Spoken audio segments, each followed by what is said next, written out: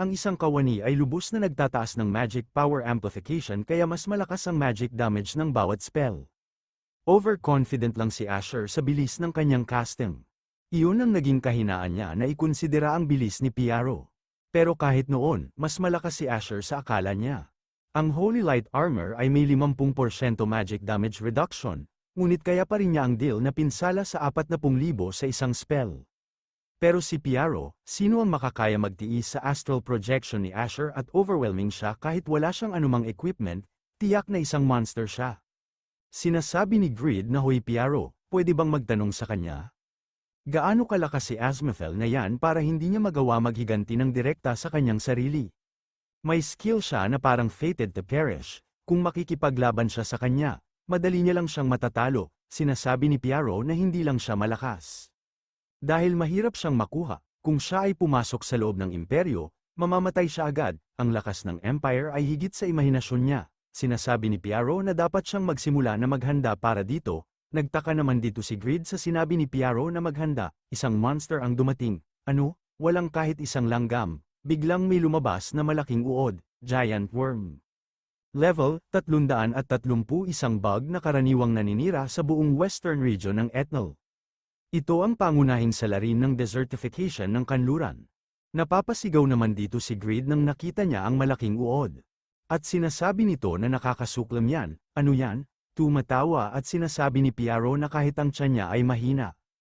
Mas consistent siya, sinasabi ni Greed na mahina, sino ang tinatawag niya na mahina? Ang shitty bug na ito, nakatanggap ka ng 6,300 na pinsala. Sinasabi ni Greed na nakatanggap siya ng ganito karaming pinsala mula sa isang normal monster. Kahit +9 ang failure, hindi niya siya kaya.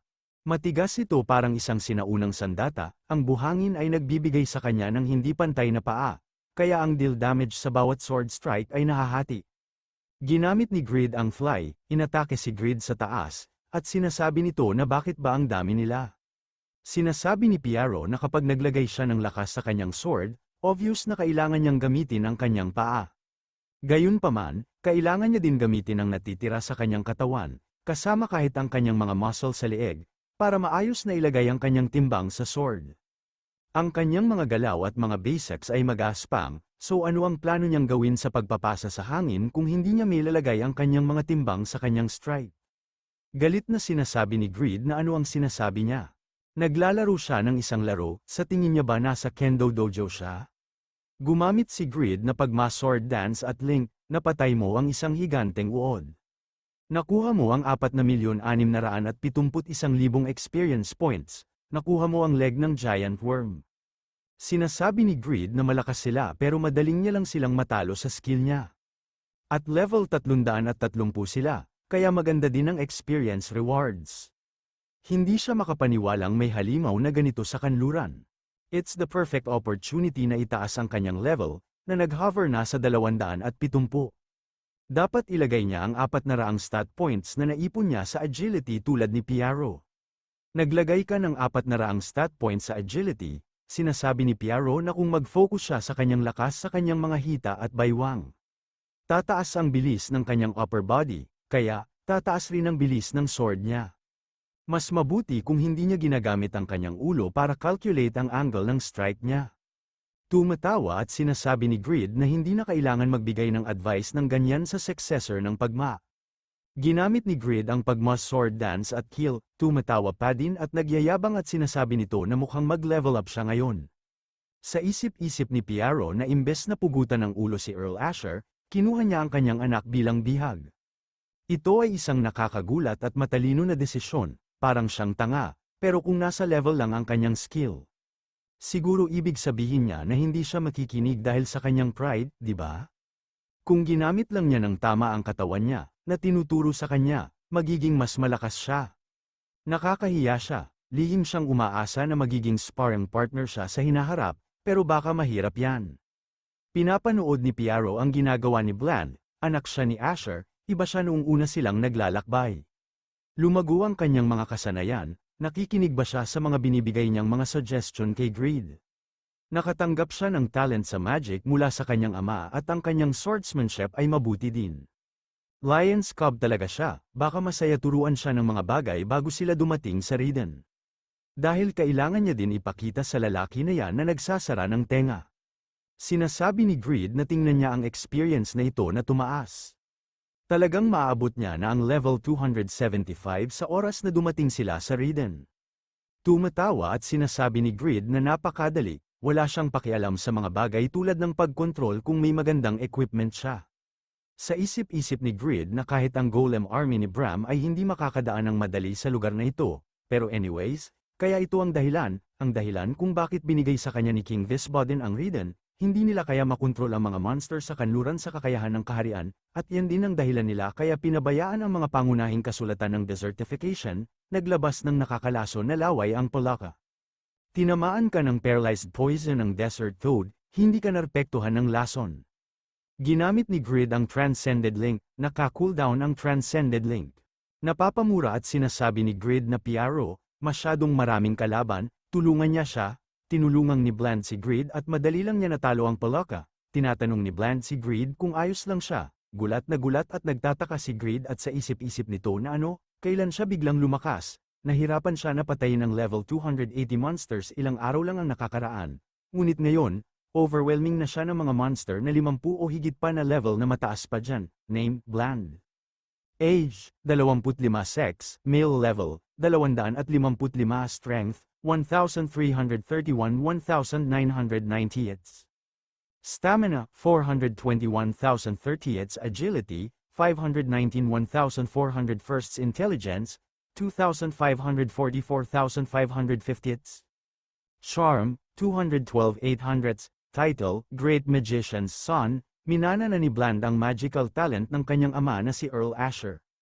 Nakatanggap siya ng bonus sa kanyang magic casting speed at mana regeneration speed. Sa tuwing tataas ang kanyang level, ang kanyang intelligence will increase significantly. Title, Marquis Time's Disciple, natutunan ni Bland ang swordsmanship mula kay Marquis Time, isang swordsman na minsan ay kinatawan sa North. Kapag ang isang blade type na sandata ay na-equip, tataas ng 20% ang kanyang attack power habang tataas ng 10% ang kanyang defense rate. Sa isip-isip ni Grid na kumpara sa stats niya nung umalis sila, level 5 lang siya at medyo tumaas lang ang stats niya. Bukod dyan, walang special, pero naging ganito siya kalakas. Paano niya ito nagawa? Sa isip-isip nito na huwag niyang sabihin na. At biglang itong napalingon kay Piaro na gulat na gulat. Sinasabi ni Piaro na that's it, naiintindihan niya na, anak ni Asher. Ang sword ay hindi kasangkapan ng pagpapahalaga, imbes na subukan niyang iwasan ito, ipagtanggol at counter niya. Sa sandaling aabot ito sa sword, pangunahan niya ang kanyang movement. Sa isip-isip ni Grid na dahil sa turo ni Piaro, naiintindihan niya na, kung bakit siya great swordsman, pero hindi siya makapaniwala na mabilis niyang na-develop ang ibang tao sa mga suggestion lang niya. Sinasabi ni Piaro na huwag niya subukan na tanggalin sa sarili niya at pag-iisip niya na magic swordsman siya. Binuksan niya ang kanyang sarili dahil sinasabi niya na magbigay ng mga spells at gumamit ng swordsmanship ng sabay.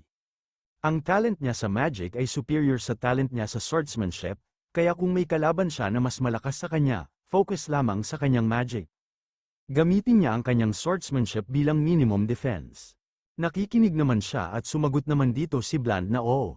Kinausap na ni Grid si Piaro, kanina ang yabang pero parang maamo Abnoy na. Sinasabi ni Grid na mayabang na Abnoy na gusto niya rin gawin. Sinasabi ni Piaro kay Abnoy na akala niya sabi niya hindi niya kailangan. I guess maupo muna siya at panuodin muna si Bland, tinatanong ni Piaro kung ano ang nangyari sa kanyang pride bilang successor ng Pagma. Nagmamaang-maangan pa si Grid na wala siyang sinasabi na ganyan.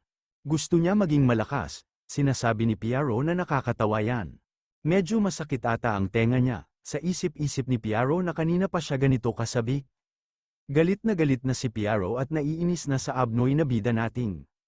At sinasabi ni Piaro na ilang beses niya bang kailangan sabihin na tigasan niya ang leg niya para maalala niya. Ang salitang tanga Abnoy BOBO, perpektong salita para sa kanya. Sinasabi ni Grid na gusto niyang tanggalin niya ang paggalaw ng ulo niya habang lumalaban. Sinasabi ni Piaro na gusto niyang subukan niya. Huwag niyang gamitin ang fly, dapat masanay ang isang warrior na lumaban sa iba't ibang lupain. Nagrereklamo at sinasabi ni Greed na paano niya swing ang kanyang sword kapag nabaon ang mga paa niya sa buhangin. Sinasabi ni Piaro na hay naku, tang ina mo Greed ang tanga mo. Hindi niya ba pinaliwanag sa kanya kung paano gamitin ng tama ang kanyang mga muscles? Tumatawa ng parang abnoy talaga at sinasabi ni Greed na ngayon pwede nang patayin ang mga monster sa paligid na hindi gumagamit ng anumang skills. Nag-level up siya ng 275 sa ilang araw lang, sinasabi ni Piaro na nasa basic level na siya ngayon. Malayo pa siya, sinasabi ni Greed na baka maging mas malakas kung magpe-practice pa siya. Patuloy niya ang pagtuturo niya sa kanya, sinasabi ni Piaro na ayoko nga. Hindi niya akalain na mahusay ang kasanayan niya, tinatanong ni Greed na bakit. Sa isip-isip ni Bland na sobra na ang mga kasanayan ni Greed sa basic level. Basic lang ito ni Piero standard, ang paghiling ng higit pa, sobra na ito sa pagiging greedy. Sinasabi ni Piero na anyways, kung tatawid lang sila sa bundok na yan, darating na sila bukas. Tinanaw naman ito ni Greed at sinasabi nito na totoo ba yan. Dumating na sila sa wakas, ang pinakamalaking lungsod pagkatapos ng Reinhardt. Darating na sila sa teritoryo niya, Reden, nandyan na sila soon. Bumalik sa panahon, sa Reden, isang araw bago nakita ni Greed si Earl Asher.